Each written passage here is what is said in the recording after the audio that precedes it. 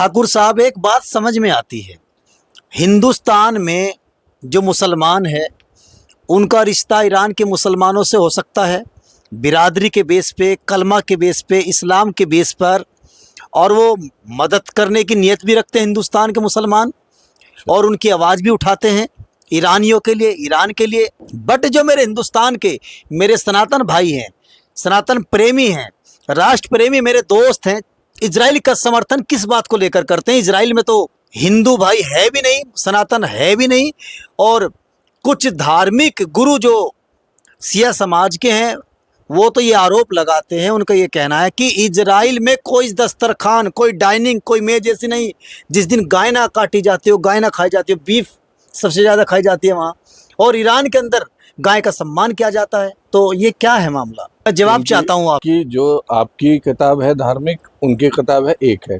गोल टोपी आप भी पहन रहे हैं, वो भी पहन रहे हैं, ठीक है। बीफ आपके यहाँ भी उस पर बंदिश नहीं, उनके यहाँ भी बंदिश नहीं। सामाजिक उसमें ना खाएं ना करें, वो अलग बात। हाँ, वो रेस्पेक्ट का मामला, हुकूमत का मामला। एक ही धार्मिक बैकग्राउंड से दोनों यहाँ के मेरे सनातन भाई हैं, वो समर्थन क्यों करते हैं? एब्राह्मनिकल रिलीजन बोलते हैं इनको, ठीक है साहब। तो वही है, उनकी बैकग्राउंड भी वही है। उनको तो दोनों के बीच में भेदभाव ही क्यों करना है, मुझे यही नहीं समझ में आता। उसके लिए तो दोनों बराबर दूरी पे खड़े हैं, पहली बात। दूसरी बात, लेकिन हिंदुस्तान का देखिए, किसी भी मुल्क के कोई परमानेंट दोस्त दुश्मन नहीं होते, उसके हित परमानेंट होते हैं। या हम जाति उसमें देखें, या तो बात ठीक हो, या आदमी ठीक हो, या मेरा आदमी हो भाई, या तो बात ठीक हो मैं समर्थन करूं, या आदमी ठीक हो मैं समर्थन करूं, या फिर मेरा आदमी हो गलत हो सही हो मैं समर्थन करूं। तो हिंदुस्तान के हक में ईरान हमेशा खड़ा रहा। अच्छा, बड़ी बात है ऑडियंस, बड़ी बात है ना, ईरान हमेशा खड़ा रहा। तो या तो हमें न्यूट्रल होना चाहिए था, मैं हिंदू मुस्लिम में नहीं बांट रहा इसको, मैं हिंदुस्तानी पे ला रहा हूँ बात को। या तो हमें ईमानदारी से न्यूट्रल रहना चाहिए था कि ना काहू से दोस्ती ना काहू से बैर, या भाई उसके साथ खड़ा होना चाहिए था जो तारीखी तौर पे, तहजीबी तौर पे आपके साथ खड़ा रहा, बुरे वक्त में खड़ा रहा, ईरान खड़ा रहा। या रूस जैसे मामले आते हैं, 71 के युद्ध का मामला आता है, हमें उसके साथ खड़ा रहा। हमारा तारीखी दोस्त है वही रूस जो था। जब 71 में 7वां पेड़ा चल पड़ा था बांग्लादेश के युद्ध के वक्त में, तो रूस हमारे साथ में आया था, तो हमें उनके साथ खड़ा होना चाहिए। सर, बात मैं वो जानना चाह रहा हूँ, प्लीज आप वो बताइए, यहाँ के जो मेरे हिंदू भाई हैं वो किस चिड़ावट में, किस बेस पे अमेरिका, इजराइल को अपना आदर्श मानते हैं, क्यों समर्थन कर रहे हैं? वो तो मैंने बता दिया सवाल के अंदर कि वहाँ के मुसलमानों का यहाँ धर्म के बेस पर रिश्ता है। मैं एक एक करके वहाँ तो हिंदू है ही नहीं भाई। देखिए, किसी भी चीज की एक मॉरल बुनियाद होती है या व्यवहारिक बुनियाद होती है। किसी भी चीज के दो पक्ष होते हैं।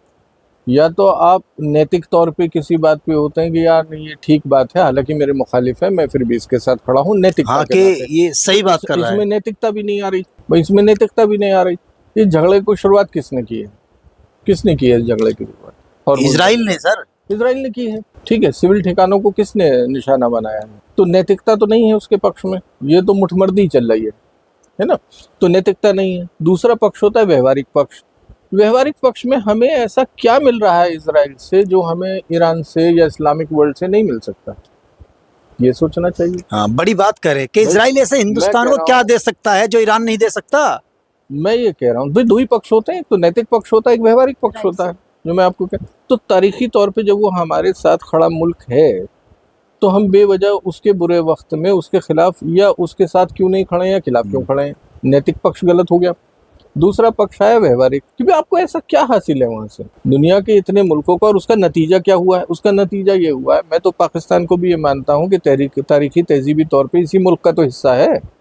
इन अहमकों की तो नालायकियां भी हमारी जैसी हैं, और ये दोनों मुल्क बेवजह बर्बाद हो रहे हैं एक दूसरे से। जैसे होता है डॉल के झगड़े पे खेत बिकते हैं, तो ये मुल्क का हाल ये है, वो दो भाइयों में डॉल के झगड़े में खेत बिक रहा है। हकीकत ये है, ठीक। हम पाकिस्तान को नीचे दिखा रहे हैं भाई, पाकिस्तान के झगड़े में भी तो ईरान आपके साथ था जी। बड़ी बात।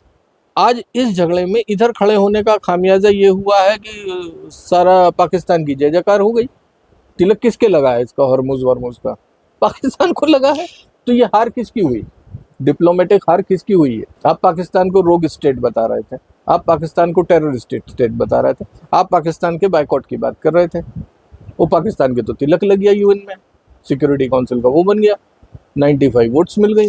तो आपके हिसाब से पीएम मोदी को किसका 95 में समर्थन 84 करना चाहिए था? ईरान का? किसका करना चाहिए था, नहीं करना चाहिए था, उनको ज्यादा पता होगा। पर मैं तो आम हिंदुस्तानी के बतौर, चूंकि आपने आम हिंदू भाई की बात कही, तो भाई सनातन परंपरा से हम भी हैं। हम तो कह रहे हैं कि भाई आपको तारीखी तौर पे अपने साथी के साथ खड़ा होना चाहिए, सीधी बात है। सीधी बात है। भाई आपके साथी ईरान है, चलिए, आपने साफ कहा है। इसे और देसी अंदाज में, गांव के अंदाज में कहता हूँ, भाई या तो बात हो कायदे की या हो फायदे की। सही अब बात। ना कायदे की ना फायदे की, तो कर क्यों रहे हो? आप ठाकुर भी हैं, योगी समाज से भी हैं, सनातन प्रेमी भी हैं, आप हिंदू धर्म के मानने वाले हैं, और आपने साफ साफ कहा है बात फायदे की, कायदे की, हित की, मानवता इंसानियत की हो। आपका खुला खुला समर्थन ईरान के साथ है। एक तो स्पष्ट करिए, शब्द हिंदू हमारा शब्द नहीं है, हिंदू हमें दिया हुआ शब्द है। हिंदवी, हिंदू, यहाँ परंपरा है सनातन। सर किन किन युवाओं को समझाओगे? अब ये तो, अब जहालत का मेरे पास इलाज नहीं है, जहालत का मेरे पास इलाज नहीं, मैं उसका क्या कर सकता हूँ। पर जो हिंदू परंपरा है, नाम कुछ भी हो, वो सनातन से आती है। लेकिन ये जो घूम रहे हैं झंडा लेकर के, ये तो सनातन परंपरा भी नहीं समझ रहे। हिंदू के नाम पे हिंदू परंपरा जो आती है वो सनातन परंपरा से आती है। और सनातन परंपरा का बुनियाद क्या, हालांकि हम अपने मुद्दे से थोड़ा सा इधर हो गए हैं, लेकिन फिर भी ये क्लेरिफाई करना जरूरी है, क्योंकि ये आपने उठा दिया इस मुद्दे को। जी जी। देखिए, सनातन है क्या? सनातन कोई कोड नहीं है, सनातन कोई कर्मकांड नहीं है। ऐसे नहीं है जैसे आपके इस्लाम में 5 वक्त की नमाज करनी है ना, कोई संध्या नहीं है, कोई नहीं है, वहाँ शिवलिंग भी नहीं है सनातन में। जिस वक्त वो है, आप वेद पुराण पढ़ लीजिए, वहाँ कुछ नहीं है, कोई शिव नहीं है, कोई ब्रह्मा नहीं है, कुछ नहीं। वो प्रकृति को मानने वाले, और जो प्राकृतिक संतुलन है, ये जो कायनात है, तो सूर्य चंद्रमा सौधाता यथा पूर्वम कल्पय दिनम च पृथ्वीम च अंतरिक्ष है ना, वो कह रहा है। सनातन क्या कह रहा है? नास्तु विद्यते भावो न भावो विद्यते सता उभयोपि दृष्टवंत तब नहीं हो तत्वदर्शी। क्या कह रहा है उसको गौर करिएगा।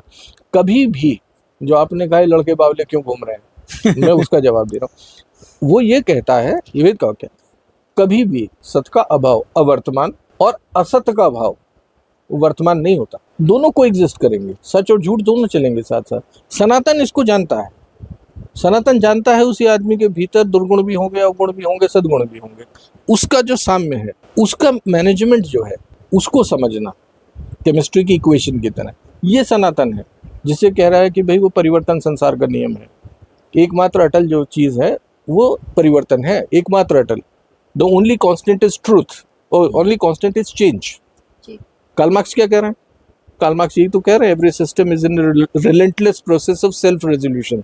वो लगातार बदलेगा। अब आप इस बात को समझिए